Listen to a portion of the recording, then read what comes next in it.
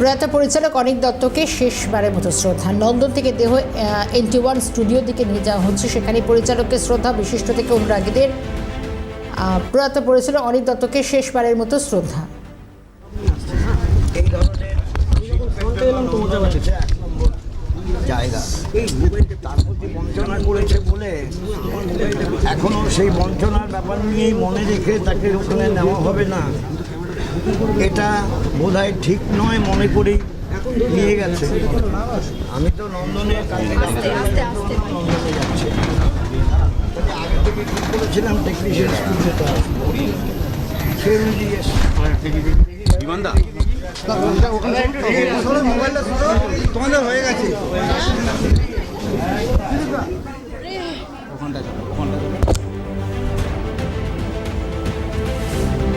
NT1 স্টুডিওর ছবি দেখাচ্ছি। শতরূপ ঘোষ রয়েছেন, ফ্রন্ট চেয়ারম্যান বিমান বসু তিনি উপস্থিত হয়েছেন। শেষবারের মতো অনিক দত্তকে শ্রদ্ধা। দুদিন আগে ফ্ল্যাট থেকে পড়ে গিয়ে, ছাদ থেকে পড়ে গিয়ে মৃত্যু হয়। অস্বাভাবিক মৃত্যুর মামলা রুজু হয়েছে, তদন্ত চলছে। গতকাল ঘটনার পুনর্নির্মাণ হয় এবং এই রকম মাপের একজন পরিচালক এবং তিনি ফর্ম মাংতেন, ফর্ম ভাঙতেন, কিন্তু আসল জিনিসটা তুলে ধরতেন। ফলে তার চলে যাওয়াটা বাংলার শিল্পের, চলচ্চিত্র শিল্প নয়, শুধু শিল্প জগতেরই বড় ক্ষতি। ঠিক আছে।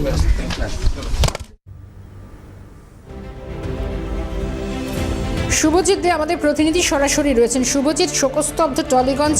NT1 স্টুডিওতে একে একে প্রত্যেকে শ্রদ্ধা জানালেন। আমরা দেখলাম ফ্রন্ট চেয়ারম্যান বিমান বসু তিনিও এসেছেন। শুভজিৎ, একেবারে দেখো, একে একে একাধিক শিল্পীরা, কলাকুশলীরা তারা যেরকম আসছেন, অন্যদিকে তোমাকে জানিয়ে রাখি স্টুডিওতে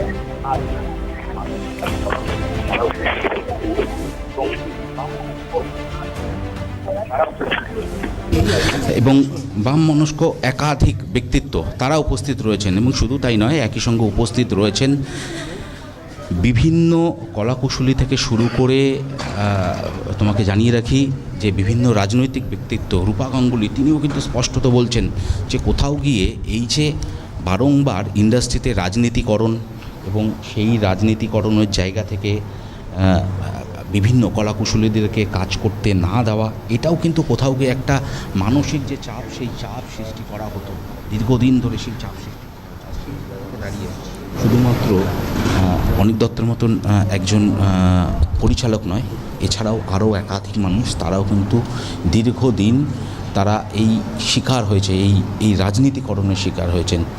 সেই জায়গা থেকে দাঁড়িয়ে এই মুহূর্তে একাধিক মানুষ তারা এখানে উপস্থিত হয়েছেন। তুমি দেখতেই পাচ্ছ এই মুহূর্তে একদিকে যেরকম টালিগঞ্জের কলাকুশলীরা রয়েছেন, বিভিন্ন পরিচালকরা রয়েছেন, তার সঙ্গে এই মুহূর্তে দেখা যাচ্ছে শতরূপ ঘোষ, কৌস্তব, এছাড়াও আরও একাধিক আমরা দেখলাম যে বিমান বসু তিনি স্বয়ং নিজে এসেছেন এবং তিনি শেষ শ্রদ্ধাঞ্জলি অনিক দত্তকে দিয়েছেন। এবং তিনি স্পষ্টত জানাচ্ছেন যে অনিক দত্তের মতন একজন পরিচালক চলে যাওয়া সেটা শুধুমাত্র যে বাংলা ইন্ডাস্ট্রির ক্ষতি এমনটা নয়, ক্ষতি সামাজিক স্তরে, ক্ষতি শিল্প, কলা বিভিন্ন জায়গায় কিন্তু ক্ষতি।